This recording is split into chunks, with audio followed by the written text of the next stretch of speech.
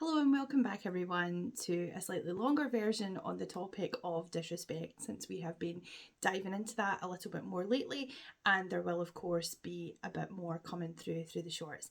I just want to take this opportunity to thank everybody who has come into the channel, binge watched some of the videos so far.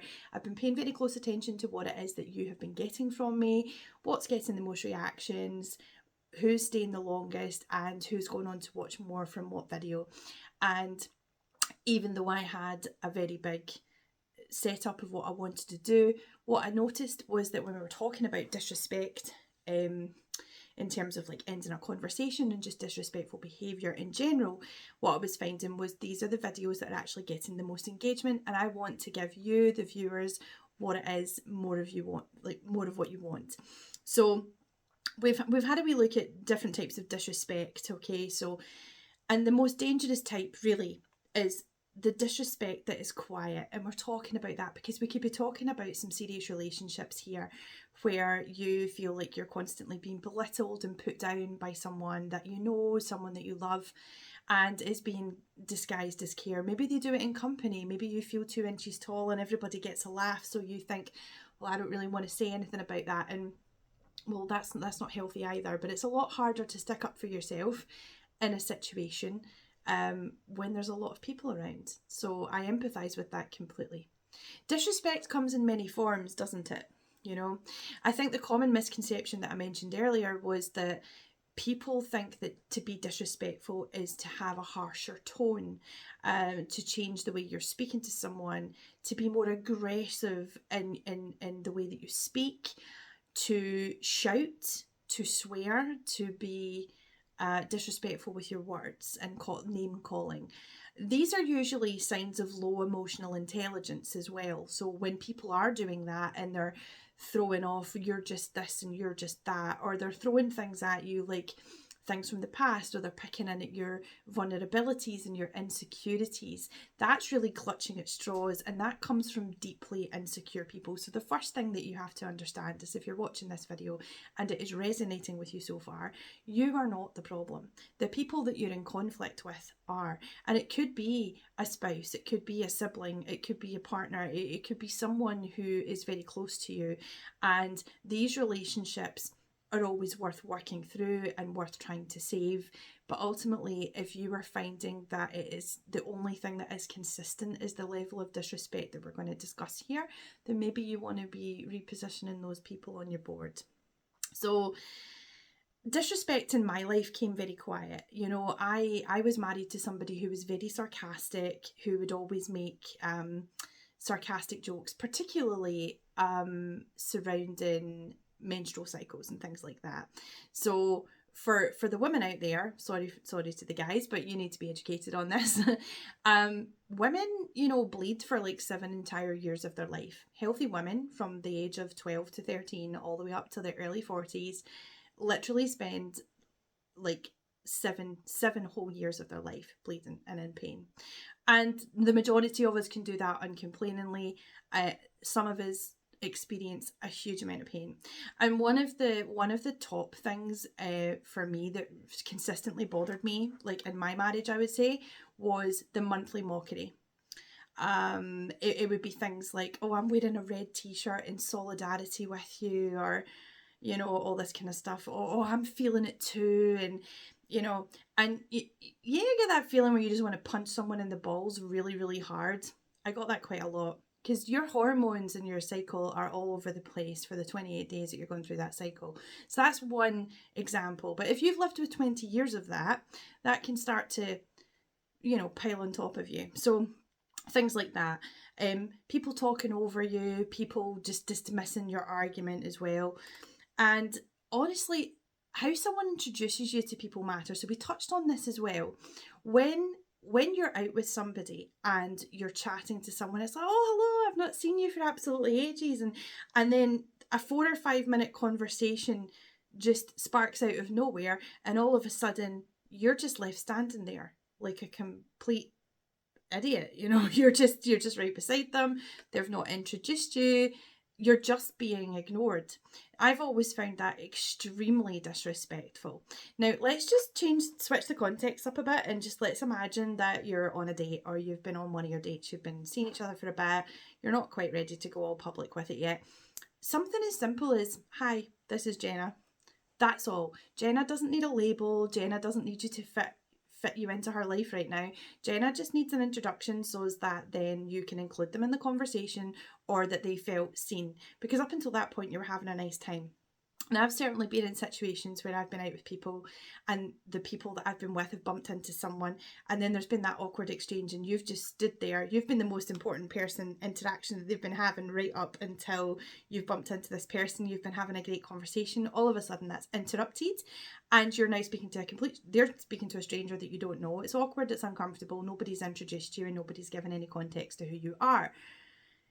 Going back from that then into a normal conversation when you ultimately feel very disrespected changes the pace of the entire day, or the rest of the interaction that you're going to have with this person. So being more mindful about what we can do. You don't have to have a label. This is my friend, this is my boss, this is my colleague, this is my girlfriend, this is my boyfriend. You don't have to do that. You just need to simply introduce them. And then that way they feel seen, they feel included, and you don't have that uncomfortable, awkward encounter, and then you have not disrespected someone. It's acknowledgement, it's certainty, and honestly, it's just socially acceptable, and it's just social respect. We'll call it social respect. You don't need a label in order to be spoken about respectfully. Keep that one in mind. So what else did I want to dive into today? Jokes at your expense. Now, of this I'm most familiar. I came from quite a highly critical family. I came from a family who thought they were, really, really funny. And I think amongst themselves, they truly believe that they are. But for those of us who were the butt of most of the jokes, I personally didn't find them very funny.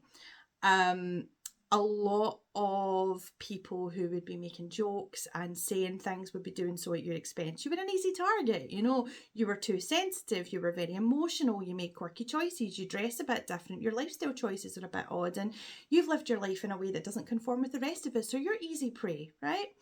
And when you're a person like that, an oddball, a black sheep, whatever term you prefer, you will find yourself targeted at things like family gatherings, barbecues, all the things, and you'll feel a strong sense of anxiety going into situations like that, and ultimately you're being disrespected, like straight up. If the joke is at your expense, we were just having a laugh, yeah, the 49 other people in the room found that funny, it hurt me. And then, of course, you're there's always a buzzkill. Why have you always got to kill the mood? This is why nobody invites you to things. And then instantly, you're the one being shamed. So they've cracked that joke about you. They've took the piss out of your outfit, or they've said something about your hair. They've made a crack at your parenting. They've made a crack at your business. They've made a crack at the opinion that you've had. And all of a sudden, you've reacted, you've got a bit upset, or you've got angry and you've got annoyed, and that's changed the tone. That doesn't suit them, you see, so then that changes the status quo, and then you become the person, don't you, that is needing to be shamed for that. And that's mocking, and that's belittling. We'll talk a wee bit as well about intimidation. So intimidation isn't always like up in your face, really into your personal space like that, or making verbal threats. Intimidation could look like you're in a conflict, there's a bit of a heated debate or an argument going on between you and the other person. You could be seated and they could be standing. That straight away is a power dynamic, and that can be quite intimidating as well. So being ignored in conversations is another one. So how many of you have been in the friends or family group chat, the dinner parties, the family get-togethers, the social events that you see your friends once every couple of months, and how many times has a conversation subject went round a table and everybody's pitching in and everybody's saying a thing, or everybody's sending in a WhatsApp group, and then the moment you contribute, you were completely ignored. Completely. As soon as you enter the conversation, everybody just stops. And it's hard to not take that personally, because nobody's actively come out and told you, well, why is it that people do that? Maybe you're not even coming on that strong. Maybe it's just that they do not respect you at all. And this is the being ignored one is a big one, because it tells you that they don't respect you. You know, they don't respect what you have to say, what you have to contribute. They don't respect how you view things, your perspective or your outlook on life. So why else would they treat you well in other avenues of your life? One of the biggest realizations I found on my journey, since I call it breaking free, has been I've been sitting sort of analysing things that have gone on in my life for years and years, lots and lots of toxic generational cycles and patterns that I've broke away from. And I've had a lot of time to ruminate and think about this and process this myself through therapy, through empty chair therapy, through all kinds of therapy. And being ignored is probably your biggest tell that someone doesn't give a about you. But they'll pretend that they do. Inconsistency. So inconsistency looks like the people that only are only respectful and nice to you when they want something from you. Maybe they need emotional support because you're the best person for the advice to get through whatever it is, but they don't keep that up once you've helped them solve the problem. Perhaps they need favours from you. Perhaps they need something from you that is valuable, but they don't want to really spend time with you and invite you to social gatherings and functions. They just want to bleed you emotionally and physically of the things that you can offer them. And when I say they're inconsistent, these are the people that will change the moment you decide to withdraw. Sorry, I'm not available for that. Sorry, I'm not emotionally available for that. Sorry, I can't help you with that favour, or just simply no. These are the people who would turn on you quicker than you could possibly imagine, and they will start to treat you differently. Now, when you have respect in a relationship, a respectful interaction would be that's great. I hope you don't mind that I asked you. I appreciate your response and thank you for getting back to me. Something along those lines. You can still not offer the favour, offer the time, offer the emotional capacity or support that the person is asking for, and still walk away with the relationship or the friendship intact just by being a respectful human being. So it doesn't all need to turn into disrespect. It doesn't all need to be conflict all of the time. But you will be able to tell from these signs that that's what it is. Now, the other one we dived into was respect should not disappear when the conflict starts. Now, this is an interesting one because I've been on both ends of this. I have absolutely been a person who, in a fight, has gave it all the F's and B's and the name calling, particularly with my ex-husband, if I'm being perfectly honest. So I've already said I feel like that's a very low form of emotional intelligence. It can be, and it can also be a reactive state. So what we find is when we're in a conflict with somebody and the argument is going round and round and round in a loop, you can start to get very, very frustrated. It very much depends on the personality type of the person that you are speaking to. So in the situation with me, I'm all about growth and moving forward and trying to find a resolution. He was all about skipping steps, not being accountable, and being very dismissive of all the points I was making. And instead of addressing each and individual point that I wanted to address during conflict or an argument, he would hit back with, no, but you did that first, or you did this 10 years ago, or you did this 2 years ago. And what that does is that keeps you in a cycle, in a kind of loop of, what would we say? Toxicity, I guess. You're not moving forward. Someone has to break the chain, because when you go round and round and round and like that, and you've got somebody that won't hold themselves accountable, that makes it really difficult. And then the other person, the person who came to you with the issue in the first place, who wanted to have a chat, who inconvenienced the dismissive avoidant type by saying, let's have a chat about this.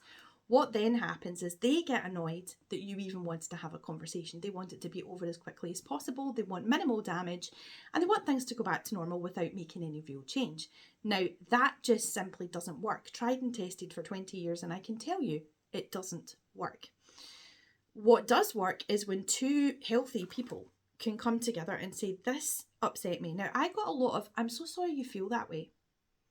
And I never realised during much of my marriage how harmful that was. I'm sorry you feel that way. It wasn't until a therapist had actually told me that when someone says, I'm sorry you feel that way, does not mean that they are sorry that you feel that way. They are sorry that, are they even sorry at all? They're not sorry for making you feel bad because they don't believe they've done anything wrong. And this is part of the problem. Now, when you move on to something a wee bit more healthy in terms of a relationship dynamic, you expect there to be a degree of conflict, right? So I'm in a relationship now. I can say I've not been in a huge amount of long-term relationships in my life. I've been in 2 long-term relationships in my entire life. And I would say that the comparison is insane. I suppose I used to think of myself as quite a toxic, volatile person in conflict because I would always rise to anger really quickly. But what I have found is that the people that I was in conflict with were triggering the hell out of me, and I was reacting to them because I wanted to be seen and I wanted to be heard and I didn't want to be dismissed and I didn't want to be ignored. And most of all, the 2 most poignant people in my life actually used the silent treatment on me and emotional withdrawal of support, which are extremely damaging to your sense of self-worth and who you are as a person. And you have to go on quite a journey to get that back for yourself. And it's a huge thing. Every time a therapist has ever talked to me about having self-compassion, I've been very dismissive of that because I never knew how to be compassionate towards myself. I can give empathy and compassion to anybody, a stranger on the street, someone that I know and love. But to myself, I didn't know how to go about that until one day I did. These types of people trigger you. And while the same sorts of things have arisen in like a new relationship where you come up against this and you think, oh gosh, this was a problem in my last relationship, I need to be careful with this. But I also need to think about how I'm going to change my approach. So straight away, the new person gets the advantage of the fact that you've done a bit of growing and a bit of healing. You're also acknowledged that you were part of the problem in that marriage as well, because how you handled the situations there need to change also. But you still can't react how this new partner is going to respond to you. In my experience, I have been with somebody now for 11 months and we have never once had an argument. We have absolutely had things that we disagree on. There's certainly been times that I've felt like I was a bit hurt, mostly out of being misunderstood, I guess. But when I go to this person and I say to them that this upset me today, this really upset me, I feel like the way you worded that didn't feel like it landed very well with me, that kind of upset me a little bit, blah, blah, blah, blah, blah. And not only does he listen to what I've had to say, the first thing he does is say, like, I am sorry, that's not what I meant. Here, let me explain. And then reframes it in a way that my brain can really understand it. And also just looks at me very lovingly and with affection, and their tone is gentle. And, he doesn't get shifty. He doesn't immediately get angry. He doesn't immediately put walls up. This is not an insecure man. And that's the difference as well. Depending on who you're with, depending on their insecurities as well, makes for a very healthy dynamic. I can be enormously insecure sometimes. I've got a lot to feel insecure about. I've had a lot of damage done to me, my body, my mind and my soul for years, and I'm on a healing journey with it. Some of that damage was self-inflicted and other damage came from other environmental factors, other relationships, other people, other triggering situations. There's a lot that makes us up. But on the whole, to be moderately insecure as I am now, and then to be with someone who is secure, who knows who they are, who knows what they want, there's a steadiness and a peacefulness that comes from that. And those people exist among us. And I'll tell you that because it's not just my partner. I have friends like that. And I often say, how do you remain so calm? Why am I reacting to this situation? Surely that should have affected you too, because this was a situation that involved both of us. But actually, it really always depends on what level of growth we're at as well, doesn't it? It absolutely depends on that. And I think we need to be looking at that and having a bit of respect for ourselves. We've got to have self-respect in order to have any form of respect for anybody else. Respect yourself first, and then that is setting setting the boundary, really, because when you have respect for yourself, you know what you're willing to tolerate, how much you're willing to stay for, how much it's worth fighting for. And when you notice this, I mean, I have a bit of back and forth with my current partner, and there's a bit of sarcasm there, jokes at, we talk about jokes at expense. None of that is hurtful though. We are both coming from a loving and playful place whenever we do it, and that is very clear. Now, if the tone ever switches there and it's like, oh, I'm a bit insecure about that, then that's switched off very quickly. And the most important thing is you can accidentally stumble over these in your friendships and relationships. Gosh, I've done it. I've been in a situation where I've said things to friends and it's been like inappropriate and I've not realised, and they've pointed it out and I've been like so sorry and extremely embarrassed. Did I do it again? Hell no. Like, I learned my lesson.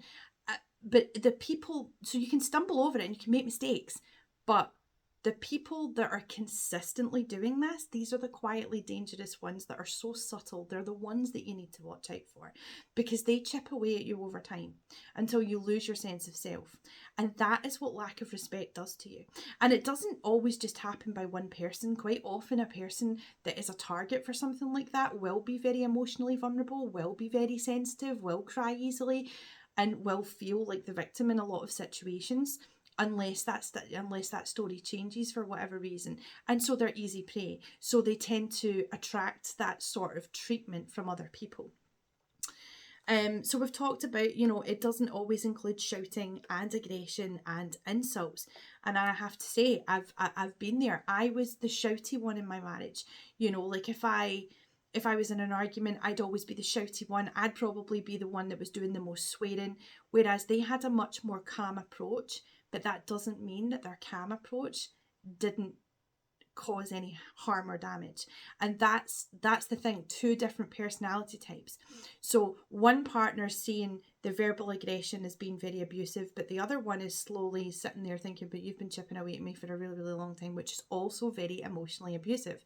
And being accountable for that and standing up and saying that that is not acceptable and being prepared to change is fine, and you can apologise and grow and move on from that if you're both willing to come to the table. And the sad reality of that is that not everybody always is. So the last thing I wanted to touch on was respect during disagreements like that. So I think I've kind of touched on it, given an example of my present relationship. We can remain entirely respectful of one another's opinions and views whilst we're having a conversation. We've had conversations where we're talking about the big stuff, some of the taboo subjects that just don't come up because people think, oh God, we can't talk about this because nobody will ever agree on it. And we've had the conversations like that, and we've had completely opposing views of the subject, and yet we've managed to find some intriguing points in each other's perspectives. And the most important part of that is we listened to each other and we met each other in the middle, and then we stepped away from it, and it didn't affect our feelings for one another. It didn't affect our relationship. It didn't affect how we feel as a moral compass about that other person, because you can still be respectful. You can disagree with someone and still be nice to them. The people who are being abusive when they're trying to push their ideologies and their agendas onto you are the harmful people that you need to watch out for. And you can find them in friendship settings. You can find them in all sorts of different settings. So was that my last point? Yeah, the only respectful people whenever we want them, whenever they want something, there's that as well. And just focusing in on the respect that shouldn't disappear during conflict. Now, the signs you need to watch out for, and I've noted them down, you need to really pay attention to what's happening in the situation there. What happens when you disagree with them? Are they flying off the handle? Are they going in a mood? Are they giving you the silent treatment?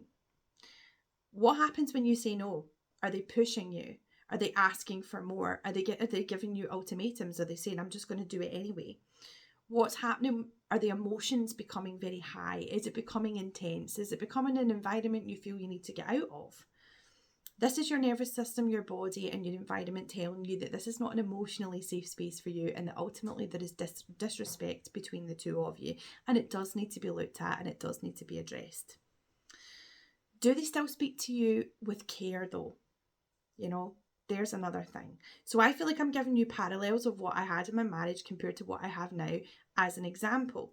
I was as complicit in arguments and fights as the other person, and I'll be just as complicit in every disagreement that I'll have in this relationship going forward as well. It's important to be raw and transparent and honest about that. I think it's important to be accountable for the things that we say. So do they still speak to you with care? Do they still see the humility in you? I mean, I've made points where I've said, I don't even feel like this is an opinion I have. It's the feeling I get. That's how I know it's wrong, because I don't feel like I have a view or an opinion on this subject. And yet, and when it's being discussed, I feel like it's just so wrong. And I've said that about a couple of topics that, don't generally get discussed around the dinner table. And can they see your humanity in there? Can they see your humility? And if you're around the right people, then the answer will be yes. They will not try to challenge you on it, because they know that you're actually not there to debate the subject as well. Look out for people who punish, intimidate, belittle, or emotionally withdraw. They are not healthy people for you. Respect that disappears during conflict was never an emotionally safe environment to begin with. I hope this episode really helped you. It's one of my longest so far, and I really hope that you got something out of it. If it's one that you need to come back and reference to, then please do. And I will look forward to making you more content. Please tell me in the comments what you would like to see more of as we build this community. And as ever, please protect your peace, because your body remembers.